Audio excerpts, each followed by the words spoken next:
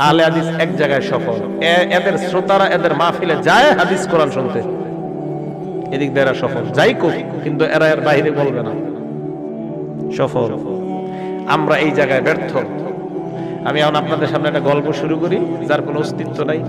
যেমন এমন গল্প শুনছেন আপনারা, এক ব্যক্তি তার বউরে দেখছে মাছ করতেছে, বেড়ায় গেছে গোসল করতে, গোসল করে দেখে বেড়ায় বেড়ি হয়ে গেছে।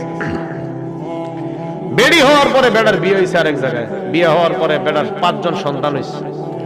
সন্তান হওয়ার পরে এই লোক আবার গোসল করে উঠে দেখে কি উনি আবার আগের মতো বেটা হয়ে গেছে। 27 বছর ঘর সংসার করে আবার বউরা দেখে এখনো মাছ কুটে।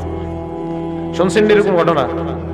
হ্যাঁ, মেরাজের ঘটনা প্রমাণ করতে গিয়ে এই জাতীয় ঘটনা কয় বক্তারা। এই ঘটনা পৃথিবীর কোন জাল কিতাবেও লেখা নাই। কই পাইলেন এই ঘটনা? এই ঘটনা আমি আপনাদের সামনে এখন খুব বানায় বানায় কইতাম, এরকম করতেন আপনারা, বিশেষ করে মুরব্বীরা এরকম করতেন, মিথ্যা কথা।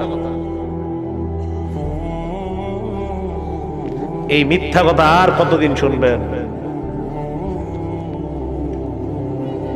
মিথ্যা কথা আর শুনেন না। আমি আপনাদের সামনে আজকে খুতবার পরে একটা দুরূদ শরীফ পড়ছি, বললাম আমার সাথে পড়েন। নামাজে যে দুরূদটা, দুরূদের কোনো আওয়াজই হয় না আপনাদের, কিন্তু যদি আমি আপনাদের সামনে পড়তাম আল্লাহুম্মা সাল্লি আলা করে একটা টান দিতাম, এই মাইকের মাহফিলের আওয়াজে মানুষ এইখানে ভরে যেত, ঠিক না? আল্লাহুম্মা সাল্লি আলা বইলা টান দিলে মানুষ জায়গা দেওয়া যাইতো না, যেটা বাপ দাদার থেকে শিখছেন।